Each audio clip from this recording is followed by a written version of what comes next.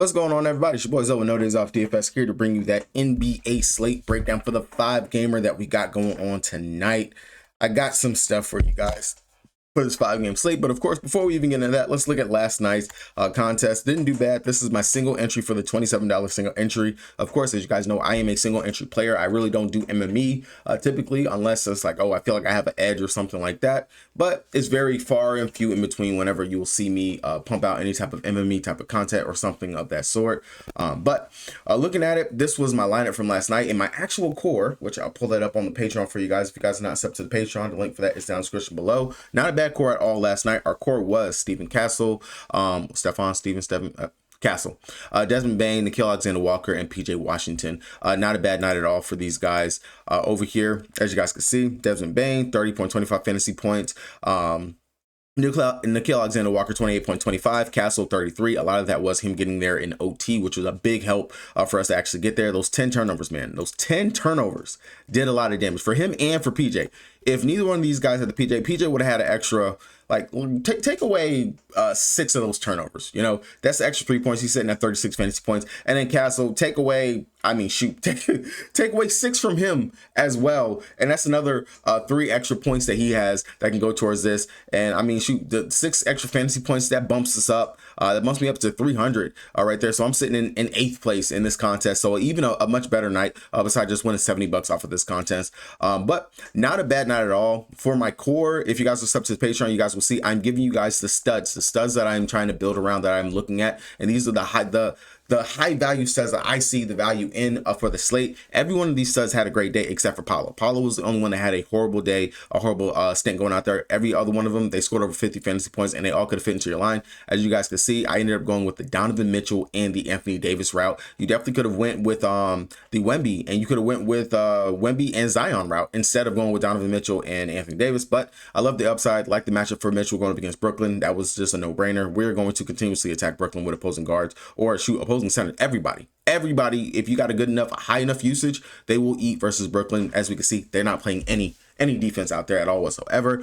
Then Anthony Davis, Bigs versus Washington, that is a thing, but Keontae George has something to say about it because that boy was popping left, right, up, down. Didn't matter. He was out there getting his last night, and it was amazing to watch, I will admit. And then, of course, my value, Steven Adams, he was another value piece that I really like for the day.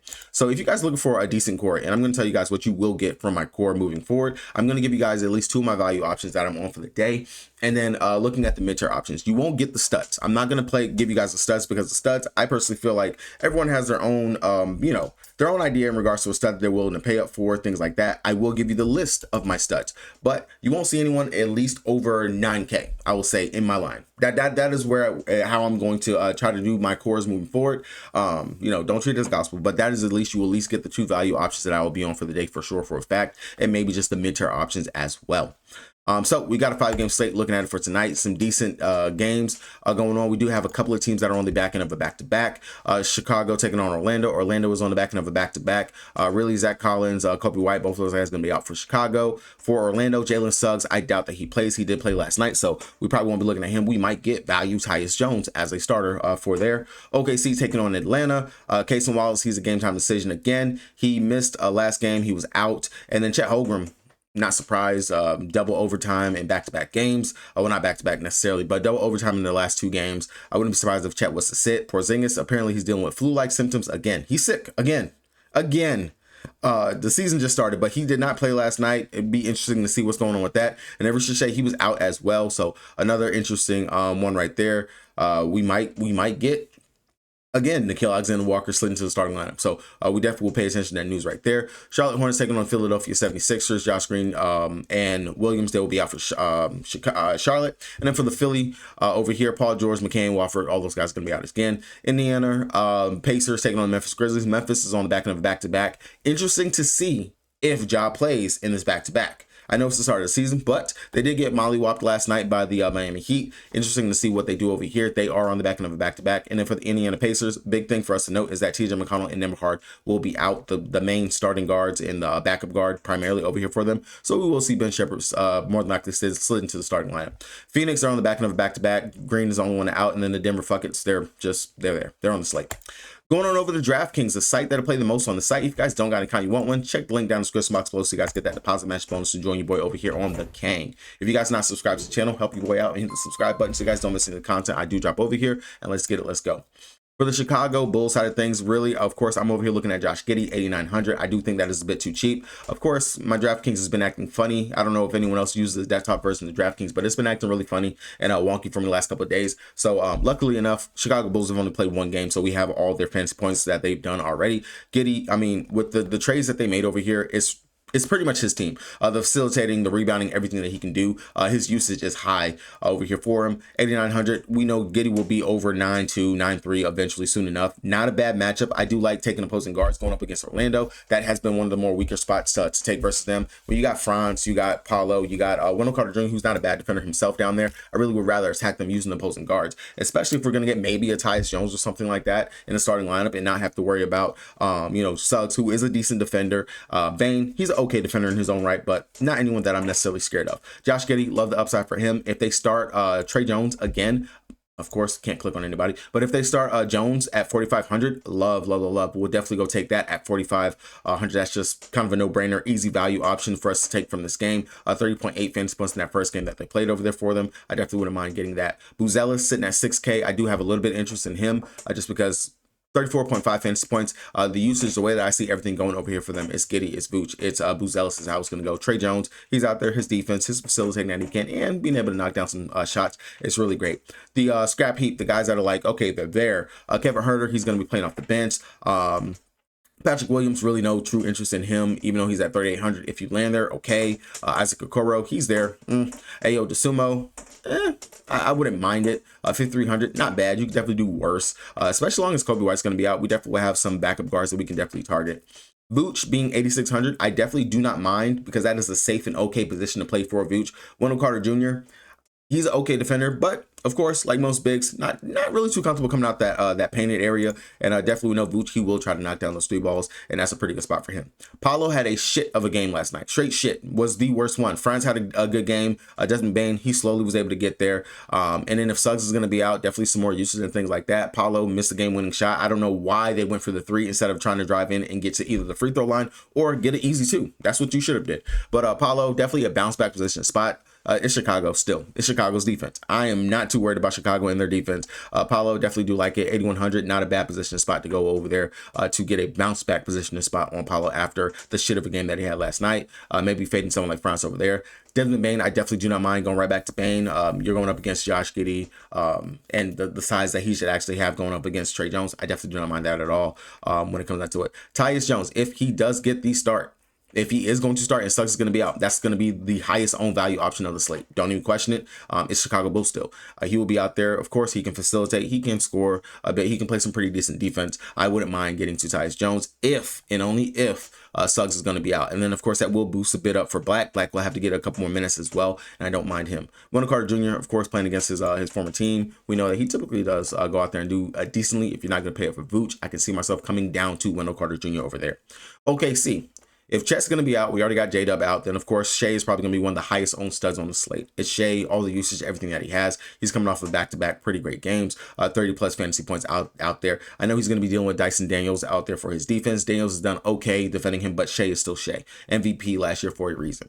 If Chet is going to be out, then of course more rebounds, things like that for Isaiah Hartenstein. Maybe some more usage in regards to him actually scoring. Hasn't really shown us the scoring chops like what he was with that floater last season, but definitely would be interested in looking at iHeart if Chet is going to be out. A nice mid-tier option at the center position. Aaron Wiggins, I would need Wallace to be out because then Wiggins would slide into that starting spot. I definitely wouldn't mind getting there to him. We know that he's definitely a 3-ball maestro and can definitely knock down the 3-ball. Lou Dort, he's out there for defense, going to be chasing around Trae Young. 4,800.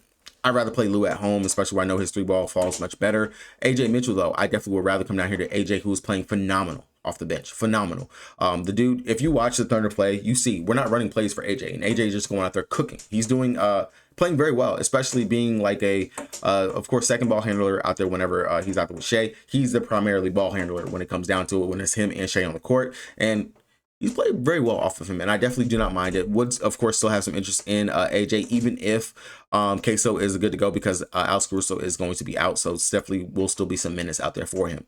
If Chet's going to be out, I do wonder who will slide into the starting lineup. I don't think it will be Usman Dang. I don't think it will be Barnheiser. Maybe Jalen Williams will be who I would imagine that we could slide into the starting line. At 3,800, we have seen what Jay Will has done before whenever he's gotten a start. Definitely be someone I would keep on my radar and would pay attention to the injury news leading up to the to this game. On the Atlanta Hawks side of things, Trae Young is Trae Young, 9,700. Okay. He's there. Not really, probably will be a lower owned stud that I see on today's slate. Not anything necessarily that I feel like you have to run and get to, but I do like this spot for Jalen Johnson, especially if Chet's going to be out. The size advantage, just the usage that this guy has, especially rebounding the ball. We just seen what Siakam was able to go out there and do. Chet, no Chet, doesn't matter. Power forwards, that was a spot that we used to attack my Thunder in last season, and I wouldn't mind going to Jalen Johnson, especially if Kristaps Porzingis is going to be out as well. More rebounds and things like that for Jalen Johnson to be able to go out there and do his work. Dyson Daniels, his shot really has not been falling so far to start the season, especially with Jalen Johnson and other players being back. I really don't think that that's necessarily going to be a Daniels thing that he has to go out there and do. I feel like he is out there more for defense, 6,700, a little bit rich. Maybe we need to see his price come down a bit more before we really want to go there. Aneko Kongwu definitely can go there. We know that he will attempt to stretch the floor. Decent defensive upside. Definitely wouldn't mind going to a Kongwu as a potential play. And then Nickeil Alexander-Walker going up against his cousin. Once again, wouldn't mind going right back to him, especially if we are going to be dealing with the same injuries like Rich Share is going to be out, Porzingis is going to be out, and he gets to start again. I wouldn't mind going there. I will say he did fall off in the second half, like fourth quarter. I really didn't feel like he did anything in that quarter. Was kind of just stuck at that 28, 29 fantasy points, but wouldn't mind going right there to him. Luke Kennard, Guy, both these guys, interesting options, value options you can get to off the bench. Not must plays over there personally to me. Charlotte taking on the 76ers. I do think this would be a nice, fast-paced, good game. Even with Embiid being out there, Embiid is still dealing with a minutes limit. We're not going to expect full-fledged Embiid. And like I said, I really don't think Embiid is necessarily getting off the ground right now. Doesn't look like he has his legs fully underneath him. Maybe he might just be done being able to jump. We do know that he had, double knee surgery in the offseason. So it'll be interesting to see right there. But LaMelo Ball, 9,100, you're going to be dealing with scrappy defense, but LaMelo's mellow. If he's on one. Definitely not bad. I would much rather get down to Miles Bridges, Brandon Miller. Both these guys are definitely great options that I would rather get to. Colin Sexton, the jury is not completely out on him, but I will be interested to continue to see how he plays over here for them. I'm not fully on board with the experience, but definitely something to keep note of. I will say though, this kid right here, Ryan K. We're just going to call him K. I know how to say his last name. I heard it, but I really not going to butcher it. But going up against Embiid on limited minutes and just the more athleticism that he has over what Embiid does, I really like him as a value option. I do see this as being like the chalk value option on today's slate at the center spot, especially as long as he's going ahead and he's getting a start out there. Love. Do not mind the upside for this kid right here at all. Again, long as he's going to get the start, not going to be starting Diabite. Diabite still came in last game going up against the Nets and played very well. So depending on whichever one of these two guys gets to start at the center spot, I don't mind going to either one of them as a potential option. Sorry guys, as a potential option over here for the Charlotte Hornets. They look decent, but again, that was versus the Brooklyn Shitters. So definitely something that we have to take with a grain of salt over there. On the flip side of things, looking at the Philadelphia 76ers, Tyrese Maxey, I don't have to talk about it. It's guards going up against Charlotte Hornets. We know LaMelo Ball, he plays very little defense out there. Granted, you have some decent defenders and what Brandon Miller can go out there and do and just be scrappy, gritty, and things like that. But Tyrese Maxey is Tyrese Maxey. And if Embiid is going to be on a minutes limit and the usage is going to be there, no Paul George still out there, no Jared McCain, ball is in his hands quite a bit. I love the upside for Tyrese Maxey here. 9K, definitely be your pivot off of Trae Young, off of Shea, off of Giddey that you can get to in what should be a fast pace. And let's look at the total real quick. Looking over here on RotoWire, it's a 236.5 total. It is the third highest total on the slate. Definitely do not mind it. I think that this game should be a decent and really great game. I could see stacking from this right here. But Tyrese Maxey and then, of course, VJ Edgecombe. Everybody and their mama is about to be running VJ Edgecombe.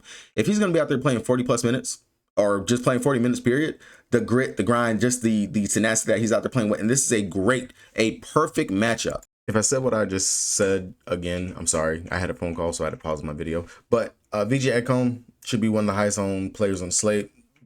Rookie, be out there playing a ton of minutes. Definitely don't mind going to him, especially this matchup going against Charlotte Hornets. I imagine that he will be very highly owned. Outside of that, Dominic Barlow. He's out there and he's starting. Definitely 34 minutes last time out, 31.5 fantasy points. Again, you're going to have a limited Paul George. Definitely do not mind looking towards Barlow as a play right there, especially at that 3,500 price tag going up against the Charlotte Hornets. This should be a decent spot for him to be able to go out there and have another decent night out right there. Quentin Grimes, he's there, but I'm not really too interested in Quentin Grimes. Indiana Pacers, I really want to say fever. I got to get out of my WNBA mode. The Indiana Pacers going up against the Memphis Grizzlies. Again, no TJ McConnell, no Nemberhart. So we should see Ben Shepherd get the start. 3,800. Definitely wouldn't mind looking towards Ben Shepherd as a potential value option that we can get to on today's slate. But I will say, Obi Toppin, 5,100, played a lot more minutes than what I was expecting, especially as the backup five. They went small ball five.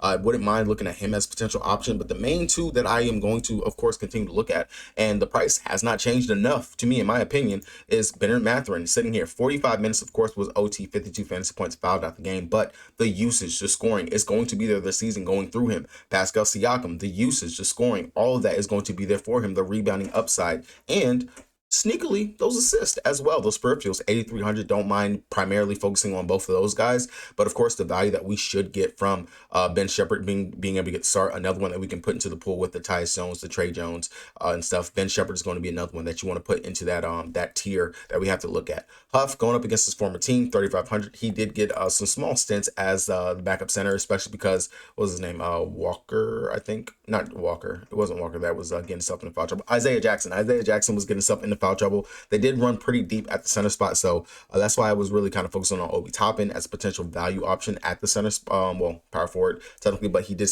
play small ball center out there, especially going up against the Thunder in that game. So I would temper my expectations. I know Jackson, definitely a bounce back candidate we could look to, but I'm really not too heavy on him. It's going to be Pascal Siakam, Bennett Mathurin, and then of course Ben Shepherd, just because he will be getting the start out there, the facilitating, the scoring that he can go out there and do, knocking down that three ball. He's pretty elite at that right there. Definitely will be the ones I want to focus to. Memphis Grizzlies. I really don't know what's going on with the Memphis Grizzlies because I want to know about the if Ja's going to play or not. Just because, of course, we know Ja injury history, things like that. Coming off of a wash of a game, we really didn't have to see Ja go out there and play a ton of minutes, 22 minutes, 22 fantasy points. So maybe he does suit up and play, goes out there, gives about 30-ish minutes. This should be a fast-paced game over here for both of these teams. So we could look towards Ja as a low-owned stud that we can get to at the guard spot. But if Ja's going to be out, then, of course, Jaren Jackson Jr., that usage, it should be there, will be up. A decent position spot we can go to for him. Salty Aldama, he'll get his run out there as well. If Ja was to miss, then I imagine we should see maybe a good amount of small should be out there getting some burn and run. We saw he got 22 minutes in that blowout, 23 fantasy points. Wouldn't mind going towards him as a potential option right there. Coward would be another one that we could potentially look towards as another option. And really, that's kind of going to be it for me. Got to know the news on what's going to go on with the Memphis Grizzlies, if Ja's going to play, if Ja's going to be out. That'll be my primary focus on knowing what we're going to do over there with that. Phoenix taking on Denver Nuggets. Backing up back-to-back, like I said, for them. Devin Booker. Of course, a lot of defensive attention will try to be on him, but Booker's booked. Mark Williams, they're slowly easing him back. He's not playing a full allotment of minutes just quite yet. Really not too interested in either one of these guys, especially, well, really not too interested in Booker. Would be like GPP option, especially with some of the other studs we got on slate. And honestly, when you look at the flip side of things, Jamal Murray 7,200. I love that spot for Jamal instead of paying up for Devin Booker. Grayson Allen, I don't mind that. Dylan Brooks, as much as I don't want you to trust him, he is playing good. He's playing good. He's taking a ton of shots too. So you kind of can't ignore that. 5,100. I unfortunately will have to consider it. I will say that Colin Gillespie off the bench would probably be one of my favorite options and another value option that we can get to on the slate.